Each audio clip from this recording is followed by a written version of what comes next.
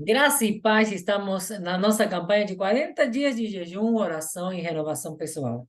Hoje, iniciando a segunda semana, dia número 8 dessa campanha, vamos estar clamando pelos montes de influência. Então, vamos dar início à leitura de introdução a esta semana, que está baseada no livro de Deuteronômio, capítulo 7, versículo 1, e diz assim: quando o Senhor teu Deus te introduzir na terra para onde vais, para que dela tomes posse e houver expulsado da tua frente muitas nações, a saber, os heteus, os girgazeus, os amorreus, os cananeus, os perizeus, os heveus e os jebuseus, 7 nações mais numerosas e mais poderosas do que tu.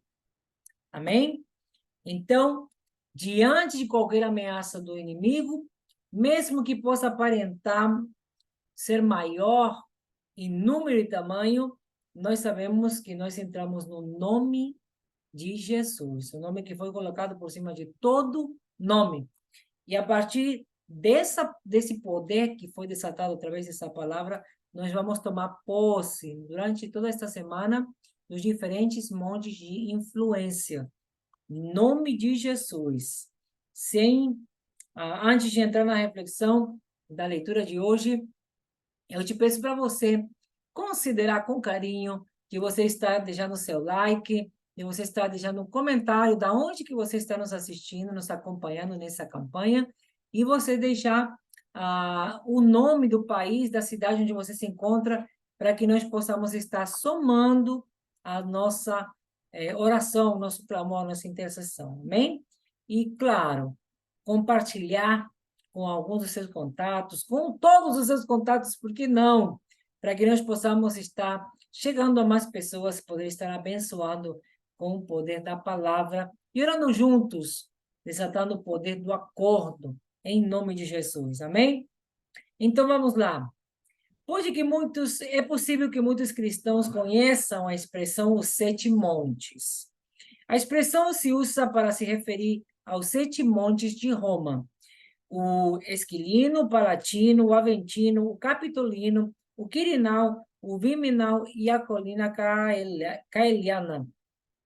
Também se fala dos 7 montes de Jerusalém e especialmente os 7 montes do Apocalipse.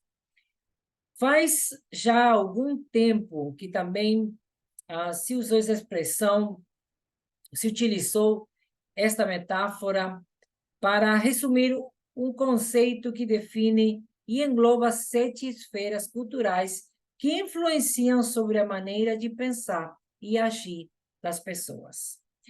Estas são estruturas de pensamento que estabelecem um clima espiritual em cidades, nações e no agir de indivíduos que moram nelas. As nações cananeias que falam aqui nessa passagem de Deuteronômio, no capítulo 7, versículo 1, tinham as suas cidades construídas sobre montes fortificados. A ordem de Deus ao seu povo foi de conquistar esses montes, montes de influência pagana, amém? E transformá-los conforme a vontade divina. Essa era a missão que eles tinham. Assim, então, cada uma dessas nações representa um monte que nós, hoje, devemos conquistar no nome do Senhor. E é isso que nós vamos fazer durante esta semana. Os hititas representam o monte dos meios de comunicação. Os jerezeus, o monte do governo. Os amorreios, o monte da educação. Os cananeios, o monte da economia. Os fariseus, o monte da religião. Os heveus, o monte da celebração. E os jebuseus, o monte da família. Esta semana, nós vamos orar por 6 desses montes, já que em vários outros dias destes 40 que nós separamos para jejuar e orar, nós vamos estar orando constantemente pelo monte da fé. Assim, então, vamos orar fazendo guerra espiritual e nos focar nas fortalezas diabólicas que dominam cada um desses montes. Mas necessitamos ouvir a voz do Espírito Santo de Deus para que ele nos mostre, nos oriente a cada um de nós, a mim, a você, onde você estiver, de forma específica ao respeito dos desafios que nós temos a nível estadual, a nível regional, especificamente em cada cidade onde cada um de nós mora. Segundo a orientação do Espírito Santo, para que nós possamos agir e guerrear de forma específica. Deus nos manda conquistar montes. Nessa semana, então, vamos orar para que, com a assistência do Espírito Santo, nós possamos fazer isto em vitória. Caleb tinha 85 anos quando ele disse para Josué, o líder do povo na época da conquista das terras prometidas, me dá, ou dá-me, pois agora este monte do qual falou Jeová naquele dia. Veja Josué, capítulo 14, versículo 12. Nosso clamor ao Senhor deve ser exatamente o mesmo. Senhor, nos dá este monte. Não importa qual o monte que vai gerar mais luta ou mais resistência para que nós possamos conquistar. Uma vez que temos orado com autoridade, nós devemos nos lançar à conquista. Uma vez que entendermos que a autoridade nos foi dada. Sem importar quem são os inimigos que moram nela. Como diz na passagem de Josué, sem importar os analquitas que habitam ali, e que suas cidades são enormes e fortificadas. Como Caleb, devemos agir confiados de que, com a ajuda do Senhor, os expulsaremos desse território, tal como o Senhor falou. Josué 14, 12. Dia 8, então, nós vamos estar clamando pelo monte da família. E a palavra referida a esse monte está em 1 de Reis, capítulo 11, versículos 7 e 8, que diz assim: Neste tempo, Salomão edificou um altar a Camus, abominação dos Moabitas, sobre o monte ao lado de Jerusalém, e a Moloque, abominação dos Samonitas. Ele fez o mesmo para todas as suas mulheres estrangeiras, as quais queimavam incenso e ofereciam sacrifício aos seus deuses. Lembrando que Moloque era o deus ao qual se ofereciam sacrifícios de crianças vivas, eram queimadas nos braços desse deus, nos altares de Moloque. Então, nós entendemos que o próprio Salomão permitiu que os seus filhos fossem sacrificados a este Deus. Ele fez o mesmo para todas as suas mulheres estrangeiras. Por isso, o Senhor se indignou contra Salomão, porque o seu coração se desviara do Senhor, Deus de Israel, que lhe aparecera 2 vezes. Este versículo qualifica a este monte, ao leste de Jerusalém e perto do Monte das Oliveiras, como o Monte da Destruição. O nome provavelmente seja um jogo de palavras em relação ao Monte do Azeite, nome antigo do Monte das Oliveiras. E uma palavra muito parecida, correspondente à destruição ou corrupção. De maneira particular, a referência dessa metáfora é a destruição da família de Salomão, devido à influência de suas esposas estrangeiras e aceitação da sua idolatria perversa. As decisões equivocadas de Salomão na construção da sua família terminaram por fazer dela um caos em todo sentido.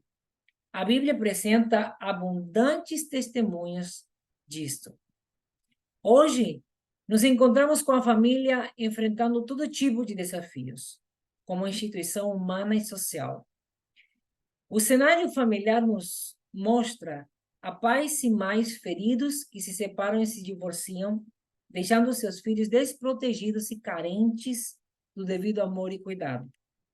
Muitas famílias são desmembradas e em outras os filhos experimentam exploração, abuso e abandono.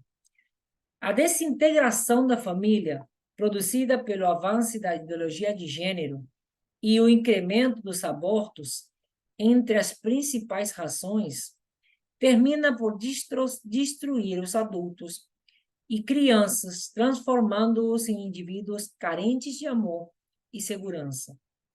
A família estendida tem se reduzido à família nuclear. E esta tem perdido identidade, passando a ser um acúmulo de indivíduos com as suas funções confundidas. Mulheres que funcionam como pais e vice-versa. Filhos que são mais maduros que seus pais, irmãos que não se tratam. Familiares diretos que são desconhecidos. Pais e mães ausentes. Filhos rebeldes e contumazes, etc. Da família, tal como na Bíblia descreve, está em crise de dissolução e é uma realidade impossível de negar. Sobre o monte da família, o diabo tem manifestado uma fortaleza que parece inexpugnável e que é resultado muito mais grande e mais forte que as forças que contamos para conquistá-lo. Resulta muito maior a força do inimigo do que a do povo de Deus. Mesmo assim, Deus tem nos dado os planos aprovados para a construção de uma família sólida e feliz. O primeiro passo para lograr esse objetivo é contratar a um perito, arquiteto e construtor, que não pode ser outro do que o próprio Deus. Como disse o salmista, se o Senhor não edifica a casa, em vão se esforçam os construtores. Salmo 127, 1. Em segundo passo, é escolher os trabalhadores corretos, o terreno para edificar a nossa família.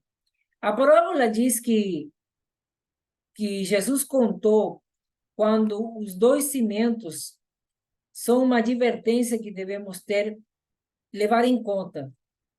A pessoa prudente constrói a sua casa sobre a rocha, de modo que quando caem as chuvas, crescem os rios ou sopram os ventos e assolam a casa, esta não se derruba, porque está cimentada na rocha.